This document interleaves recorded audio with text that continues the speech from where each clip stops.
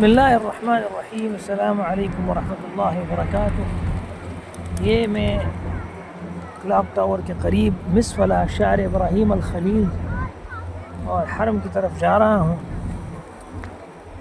عمرہ کرنے کے بعد الحمدللہ یہ دوسری دفعہ میں حرم جا رہا ہوں۔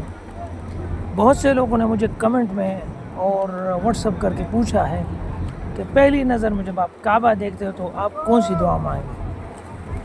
تو یہ میں بتا دوں، اور اکثر لوگ کتابوں میں لوگوں نے چھاپا بھی ہوا ہے کہ جب آپ پہلی نظر کعبے پہ آپ کی لگ جائے تو آپ کیا دعا پڑھنی چاہیے۔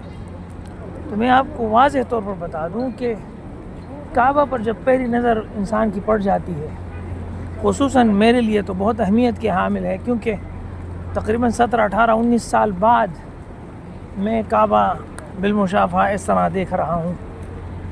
تو جب آپ کی نظر پڑ جائے تو دل میں جو بھی دعا آئے آپ وہ مانگیں۔ علماء نے دعا کی تجویز دی ہے، یہ نہیں کہا کہ یہ تعیین ہے کہ یہی دعا مانگیں، تجویز دی ہے کہ آپ اس طرح دعا مانگیں: یا اللہ مجھے مستجاب الدعوات بنا دے، یعنی میری ہر دعا قبول فرما دے جب بھی میں دعا مانگوں، یا میرے دل میں جو ارمان ہیں جو میں مانگوں یا نہ مانگوں سب پورے فرما دے، یا اللہ میری دنیا و آخرت بہترین بنا دے، دنیا کے ساری نعمتیں عطا فرما دے اور آخرت کی بھی سارے نعمتیں عطا فرما دے۔